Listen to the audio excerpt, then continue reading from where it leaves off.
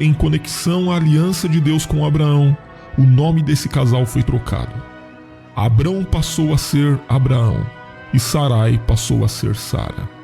A história de Sara ficou conhecida porque ela era a esposa de Abraão, o principal patriarca do povo de Israel.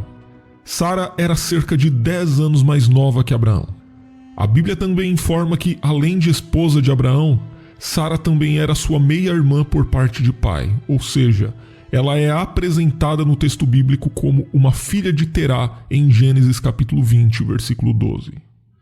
Existe muita discussão entre os estudiosos sobre como essa informação deve ser interpretada. Alguns acreditam que Sara era uma filha adotiva de Terá, talvez sua neta, enquanto outros acreditam que ela era sua filha de sangue. Porém, a maioria dos estudiosos cristãos do Antigo Testamento adotam a interpretação de que Sara era mesmo filha sanguínea de Terá e, portanto, meia-irmã de Abraão. Aqui vale lembrar que a lei contra esse tipo de relacionamento ainda era desconhecida nos tempos de Abraão. Ela foi ordenada a Israel apenas séculos depois. Portanto, parece que no contexto em que Abraão vivia, esse tipo de união era algo comum. Quando Deus chamou a Abraão, Sara o acompanhou, partindo então com ele de Ur dos Caldeus, passando por Harã e finalmente chegando até a terra de Canaã. A mudança de nome de Sarai para Sara ocorreu quando ela tinha 90 anos de idade. Antes, porém, devido à fome que castigou a terra de Canaã, Abraão e Sara partiram para o Egito.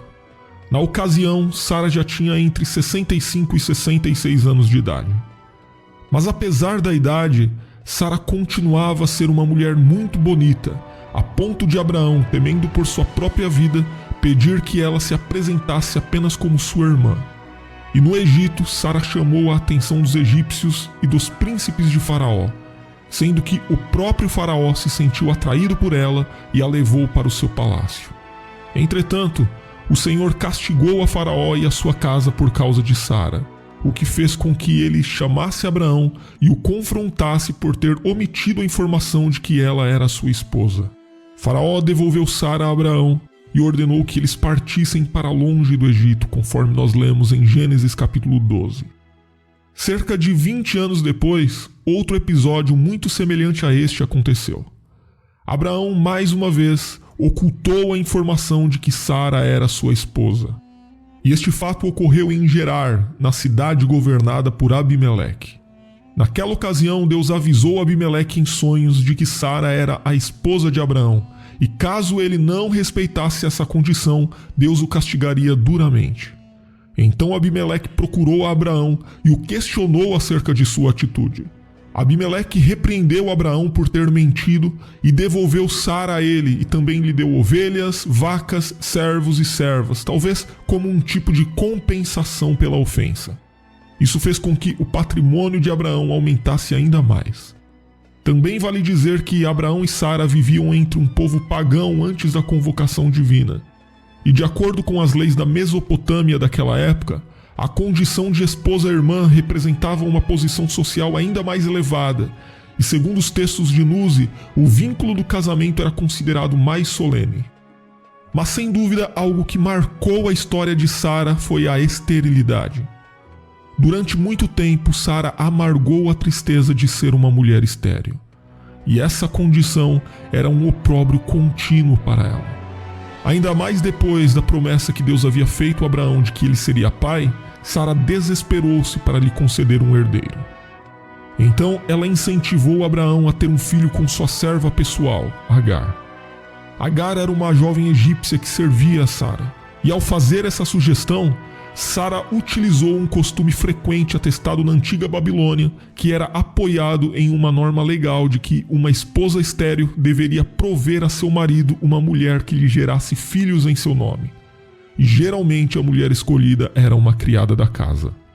Mas se Sara usou uma norma legal para arquitetar seu plano, ela também agiu de acordo com as leis comuns na Mesopotâmia quando tratou a Agar de forma muito dura pelo fato de a serva tê-la lhe tratado com desprezo. As leis de Ur-Nammu e a lei de Hammurabi, por exemplo, protegiam a primeira esposa nesse tipo de situação. Quando Sara completou 90 anos de idade, ela recebeu a promessa divina de que teria um filho biológico dentro de 1 ano e que, tal como Abraão, ela se tornaria a mãe das nações.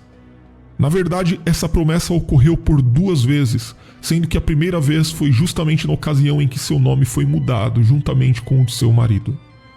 Na segunda ocasião, Abraão recebeu uma teofania e pediu que Sara fizesse alguns bolos para os visitantes divinos.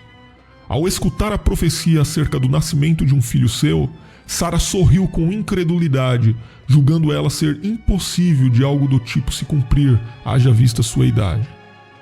Apesar de Sara negar que seu riso ocorreu no sentido de zombaria, o Senhor conhecia suas verdadeiras intenções. E por isso Sara foi repreendida com a seguinte frase: haveria coisa alguma difícil ao Senhor? A partir daí, a dúvida deu lugar à fé. Sara foi revigorada e a promessa foi cumprida com o nascimento de Isaac. Após o nascimento de Isaac, Sara teve problemas com Ismael e Agar. Na festa de desmame de Isaac, Sara percebeu que Ismael estava zombando de seu filho, e muito irada, Sara ordenou que Agar e Ismael fossem embora. Com essa atitude, Sara também desejava que Isaac não precisasse dividir sua herança com o meio-irmão. Só que, se nas outras ocasiões Sara agiu de acordo com as leis da Mesopotâmia, nesse caso ela estava agindo de forma contrária a essas mesmas leis, pois Abraão já havia reconhecido legalmente Ismael como seu filho. E a história de Sara chega ao fim na Bíblia aos 127 anos de idade. Ela foi sepultada por Abraão na sepultura que ele comprou para a família, perto de Hebrom, na cova de Macpela. E curiosamente, Sara é a única mulher na Bíblia que teve sua idade registrada por ocasião de sua morte. Mas além do livro de Gênesis, Sara também é mencionada no Antigo Testamento, no livro do profeta Isaías, como um exemplo de confiança em Deus e aquela que deu à luz à nação israelita. Já no Novo Testamento, o apóstolo Paulo se refere a Sara em 2 ocasiões. Na carta aos Romanos, no capítulo 4, Paulo colocou a questão da esterilidade de Sara como um obstáculo à fé de Abraão e mencionou o casal entre aqueles cuja fé foi contada como justiça, além de se referir a ela como a mãe dos filhos da promessa no capítulo 9 da mesma epístola. Já escrevendo aos Gálatas, o mesmo apóstolo Paulo se referiu a Sara indiretamente numa ilustração sobre o filho da escrava e o filho da mulher livre. Já o apóstolo Pedro, em sua primeira epístola, também mencionou Sara como um exemplo de esposa, enquanto que o escritor da epístola aos Hebreus enfatizou a fé de Sara, colocando-a no texto que ficou conhecido como a Galeria dos Heróis da Fé.